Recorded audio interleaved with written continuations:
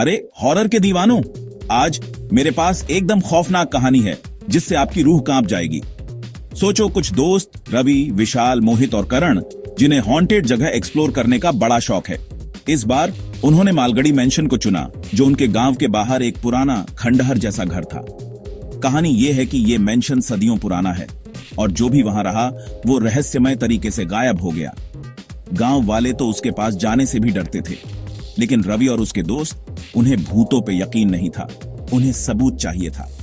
तो एक चांदनी रात को ठीक 11 बजे चारों दोस्त मेंशन पहुंच गए। जगह टूट फुट रही थी और चांदनी में डरावनी परछाइयां बना रही थी। जैसे ही वो अंदर गए, पुराना लकड़ी का दरवाजा ऐसा चिल्लाया जैसे कोई चेतावनी दे रहा हो। बस पुरानी लकड़ी है, रवि ने हंसते हुए कहा। जैसे ही वो अंदर दाखिल हुए, एक ठंडी हवा का झोंका आया, मानो कोई पहले से ही वहां था, उन्हें देख रहा था। पहला घंटा तो नॉर्मल था, वो घूमते रहे, वीडियो बनाते रहे, मजाक करते रहे, लेकिन फिर चीजें अजीब होने लगीं। विशाल को लगा जैसे किसी ने उसके कंधे पे हाथ रखा, पर जब उसने मुड़ के देखा तो कोई नहीं था। मोहित ने एक सफेद साड़ी वाली औरत की परछाई सीढ़ियों से उतरते देखी, पर टॉर्च मारते ही वो गायब हो गई। करण का फोन बंद हो गया और जब खुला तो उस पे खून जैसे लाल रंग में लिखा था, भागो। अब डर लगने लगा। रवि, जो शुरू में नहीं मान रहा था, वो भी घबराने लगा। हमें जाना चाहिए, विशाल ने कहा, लेकिन तभी उन्हें दूसरे कमरे से रोने की आवाज सुनाई दी। वो आधे खुले दरवाजे की तरफ बढ़े, उनके हाथों में टॉर्च कांप रही थी। अंदर एक औरत जमीन पर बैठी थी, उसके लंबे काले बाल उसकी पीठ पर बिखरे हुए थे। मैडम, आप कौन हैं? मोहित हकलाते हुए बोला। औरत धीरे धीरे उठने लगी, अपना सिर उनकी तरफ घुमाते हुए।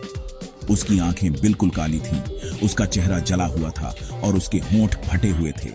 एक खौफनाक चीख के साथ वो उनकी तरफ झपटी। वो जान बचाकर भागे। विशाल सीढ़ियों पर गिर गया, उसका पैर मुड़ गया। उनके पीछे कदमों की आवाज तेज होती गई। रवि ने विशाल को उठाया और वो मुख्य द्वार की तरफ भागे, लेकिन बहुत देर हो चुकी थी। दरवाजा अपने आप बंद हो गया था। करण ने दरवाजे पर जोर जोर से मारा, चिल्लाते हुए, हमें जाने दो, हम चले जाएंगे। अचानक मेंशन में एक भयानक हंसी गूंजी। औरत उनके सामने फिर से प्रकट हुई। उसकी हड्डियां चटक रही थीं, उसकी गर्दन असामान्य रूप से मुड़ी हुई थी। धीरे से उसने कहा, तुम कभी नहीं जाओगे। फिर जैसे रहस्यमय तरीके से बंद हुआ था, दरवाजा खुल गया। वो चिल्लाते हुए बाहर भागे, पीछे मुड़कर देखने की हिम्मत नहीं हुई। गांव वापस आकर एक बूढ़े आदमी ने उनकी कहानी सुनी और कहा, तुम बड़ी मुश्किल से बचे, अगली बार कोई नहीं बचेगा। वो मेंशन जिंदा है, हमेशा नए मेहमानों की तलाश में। कहने की जरूरत नहीं, रवि और उसके दोस्तों ने फिर कभी मालगढ़ी मेंशन का नाम नहीं लिया। तो आप क्या सोचते हैं?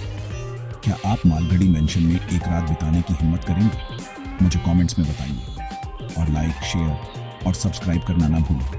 और भी ऐसी ही रोंगटे खड़े कर देने वाली कहानियों के लिए डरावने रहो दोस्तों। समाप्त।